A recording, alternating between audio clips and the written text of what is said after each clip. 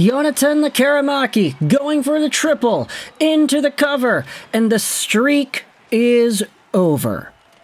Today we're talking about Vancouver Canucks top prospect Jonathan Lekkerimaki once more, and giving another update as to his stint in the SHL this season. Now, last time we had talked about him, we talked about how he had 2 goals in 2 games, and some of y'all in the comments were like, yeah, this is good. Like, of course, we're going to talk about this guy and appreciate the value and talent that he has as a member of the elusive Vancouver Canucks prospect pool, but it's only been 2 games. So we're going to just keep watching, wait and see what happens and how everything unfolds for Lekkerimaki and the Örebro Hockey Club in the SHL, and that's totally fine. You know, like, I just wanted to get the message out there, make the video saying, hey, he's been off to a really good start, and in this video, we are talking about how his start had not only continuously gotten better, but how Vancouver Canucks prospect Jonathan Lekkerimaki has pretty much matched the records in Sweden as some NHL superstars.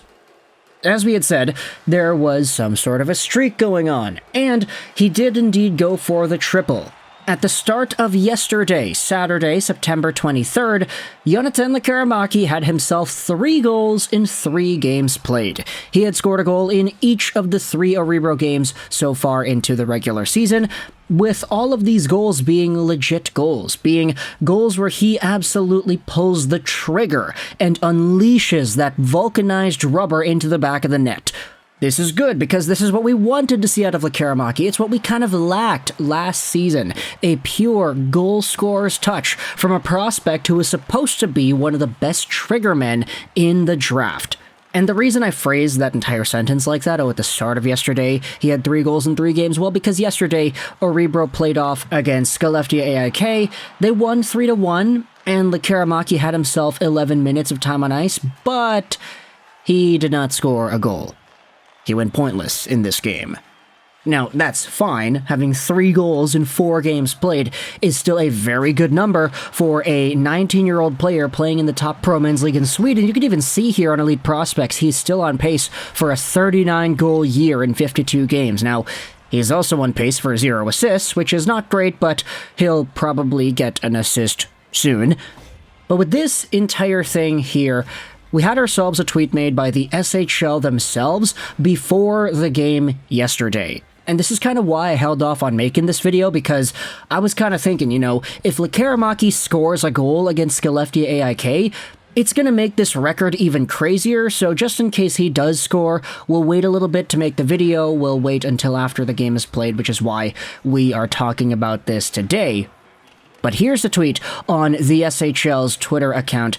Jonathan Lekkerimaki has joined an exclusive group of players. Thomas Gradin is the only junior player who managed to score in the first 4 games of the season. Does Lekkerimaki touch that performance on Saturday? Now, spoiler alert, he did not. So, Thomas Gradin, former Canucks legend, is the only Swedish junior player, and by the way, I think junior, they mean under 20 player, in SHL history to score 1 goal in each of the team's first 4 games, giving out a total of 4 goals in 4 games, spread across each of them, of course. Because Lekkerimaki did not get the 4th goal in the 4th game, he is stuck at 3. But here is the list of junior players who have scored 3 goals in their first 3 games. Of course, Thomas Gradin is here, as is Lekkerimaki.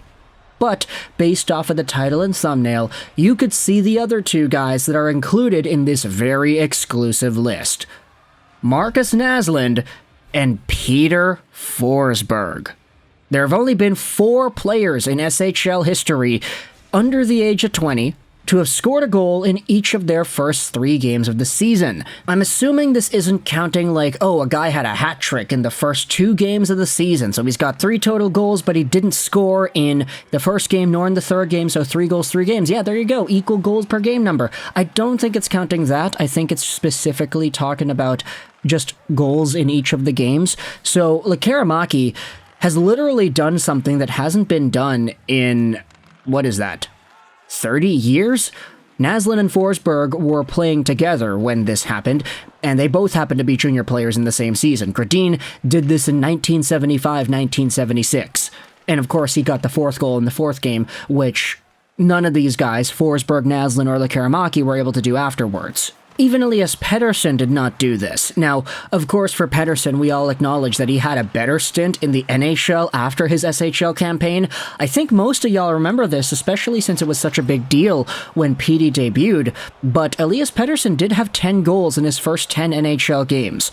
And that sounds crazy, but it's not really in the same vein that we're talking about right here. There were a few multi-goal games in there. There were a few goalless games in there. So, of course, 10 goals in 10 games in the NHL, you're not going to discredit anybody who is able to accomplish that. And for Elias Pettersson, we all know how much of a superstar that guy is.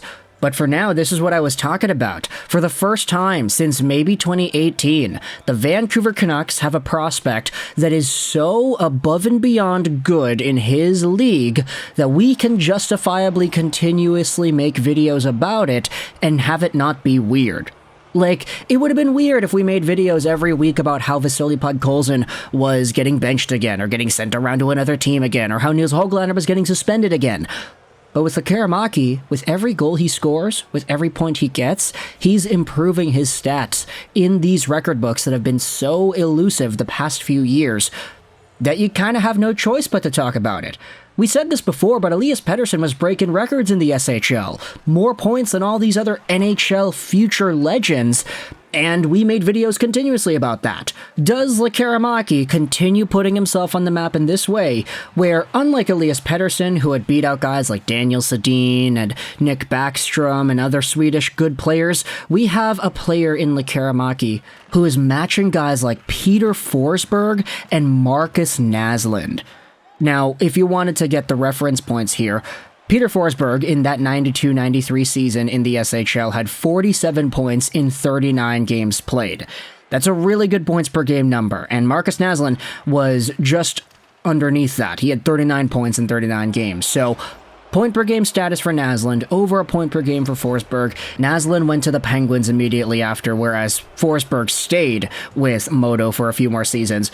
However, when it comes to the progression for Lekkerimaki, of course, we know that he's sticking around in Örebro only on a loan. He does have his ELC signed, so we'll just wait and see what exactly this spells out for next year. But for Lekerimaki's current record, if he continues at a point per game, which he isn't right now because he missed the goal yesterday, if he continues eventually getting back up to that point per game status, this would be in the same range as Markus Naslund. Now, of course, Naslund is a Canucks retired number, so Lekkerimaki is going to have to pull some weight if he wants to achieve that level of stardom with this team. But for now, in the SHL, this is all we could really ask for. A goal scorer scoring some goals, and putting up records in the process. If anybody wants the reference, though, Thomas Gradin, who of course is still working for the Vancouver Canucks, did have himself a really good career as well. He works with the Canucks, and of course he was a Canuck posting up 70, 80-point seasons in the 80s with the team, especially when they went to the finals. But for Thomas Gradin, in that season where he played in the SHL, his point production also saw him put up 39 points in 35 games played, so a bit better than Markus Naslund's metric in 92-93. So for Jonathan Lekkerimaki, his goal scoring has been good, but we'll see where exactly that takes him as 22-23 rolls out. But for now, this was a good opportunity to talk about some older legends of the SHL game. Markus Naslund, Peter Forsberg, Thomas Gradin, each of these guys had been in this record category of 3 goals in their first 3 games. Add another one to that list, baby. It's Jonathan Lekkerimaki. Let me know your thoughts in the comment section below about how Lekkerimaki has played in the SHL so far. What are your thoughts about how he's progressed from last year to this year? We had talked about the injuries, we had talked about mono, and the setbacks he had faced, but now he is looking pretty good, and he's breaking records in the process. What else does he go out there and accomplish this upcoming season? Thoughts in the comment section below. I hope you enjoyed this video.